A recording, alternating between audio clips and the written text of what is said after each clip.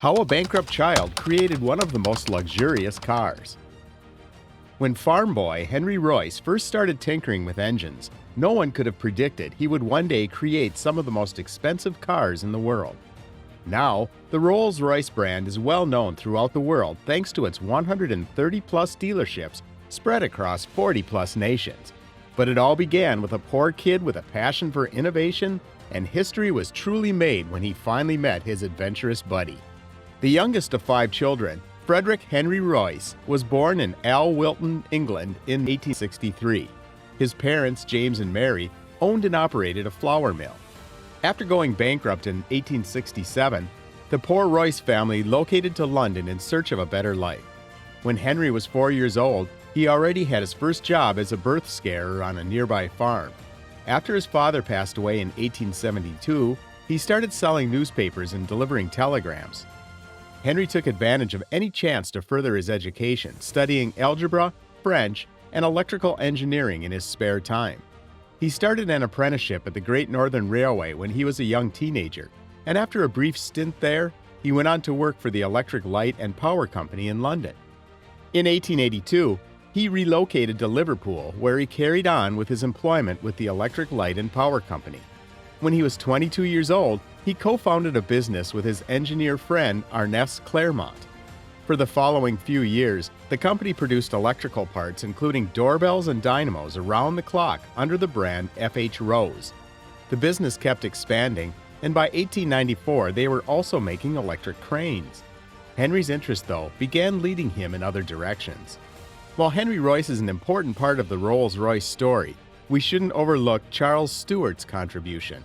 Born in 1877 in affluent Berkeley Square in London, Charles began studying mechanical engineering at Trinity College in Cambridge after expressing an early interest in engineering shows. Charles started working on a steam yacht after receiving his degree in 1898. Now let's get back to the story of Henry Royce.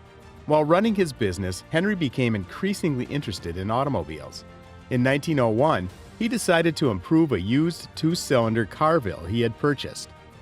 Later, he worked at the London and North Western Railway, but he was more interested in motoring, pioneering, and salesmanship. In 1903, he opened one of the first car dealerships in Retain with financial assistance from his father. The following year, he drove his first Royce 10-horsepower motor car into town. His first car was a success, so he set out to build another one and another. He gave one of the 3 cars he had built to his business partner Ernest Claremont.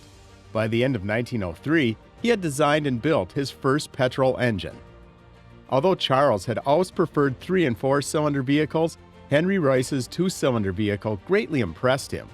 He immediately knew he had found what he was looking for and agreed to sell as many of the vehicles as Royce could build.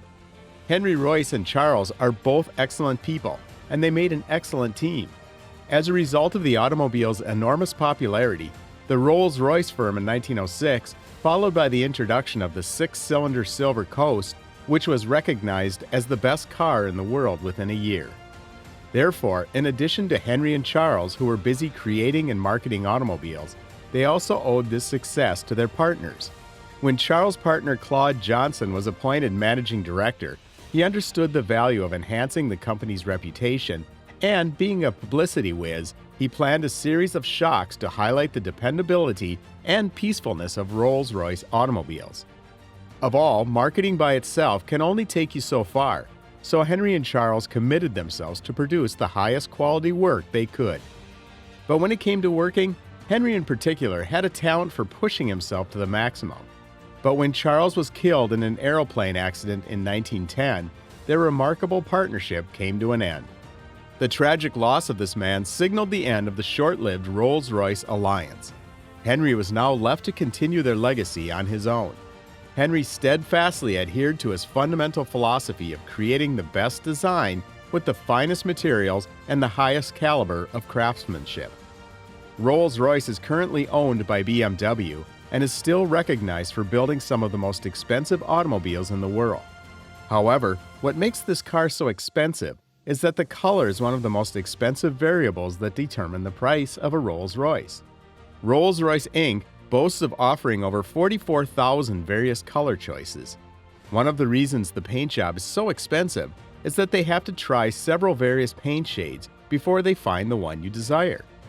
In addition to the limitless color options, the more complex your color decision, the more you may expect to pay for your Rolls-Royce. Customers of Rolls-Royce can add special effects elements to their paint.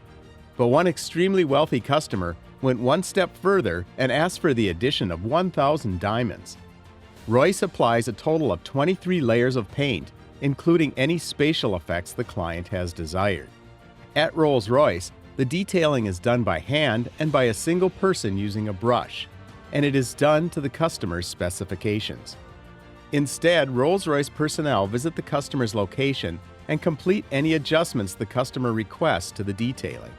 To lessen outside noise, the Rolls-Royce contains 300 pounds of soundproofing. To lessen road noise, the luxury vehicle uses tires filled with spatial foam. These tires' unique design lowers traffic noise by 9 dB. As a result, the car was more comfortable. By assembling the artistic content that the buyer requests, the dashboard designs are also adjusted to the customer's requirements. The specific custom design gives Royce a high-end appearance. One of the roles is starlight headlights. The key highlights of Royce, it is apparent that the process of customization and the sheer amount of detail that goes into the production of the automobile makes it so pricey.